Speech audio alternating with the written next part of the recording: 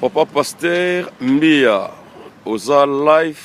na kati ya mboka ya UK, plus précisément na Londres. Alors lelo toza le 30 2014 so sila tozo kota na 2015 nini oza nango ya oloba epai ya bandeko nyonso ba Hollanda na pamboli nzambe ya liboso mpona kosala biso grâce ya kolekisa biso mbula malamu po ete tobandaki mbula événement ezalaki ebele tomoni makambo mingi na bililingi ya batele na bajournaux tomona baaksida ya ndenge na ndenge me nzambe asali biso grâce akomisi biso na suka mbula yango liboso topamboli ye ya liboso eza nano action de grâce oyo nakoki kotalisaki ndeko nyonso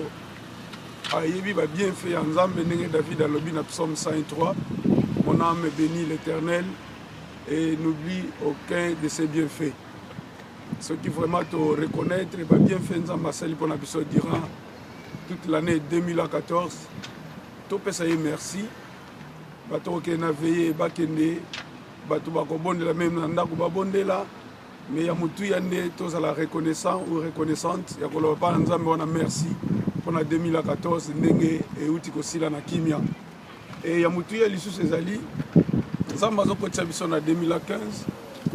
oyo ezali avenir moko ezali caché ezala basurprise minene oyo ebombami kati na biso bato na se mais ciel ayebi programme ya lola ezali mpona via moko na moko calendrier ya nzambe kofongama lisusu mpo nzambe asala kati na moko na biso na se na mabele awa alors tokoyebisa kaka ke ane oyo na biso tozo comprendre changement ya temps eza ane moko prophétique oyo tozobenga ete eza ane ya transaction prophétique eza na makambo ekouta na ciel ekokita eza na makambo ekouta na se awa ekomata na likolo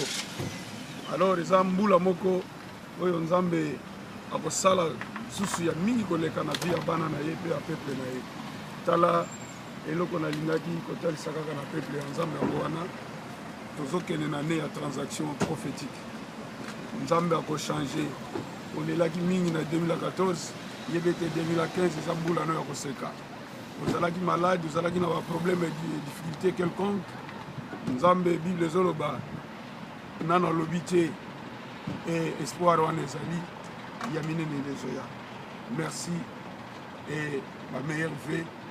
na ngai na peuple nyonso partout dans le monde nzambe abatela ya sunga biso la mission continue. Merci. Merci nzambe apambolo papa.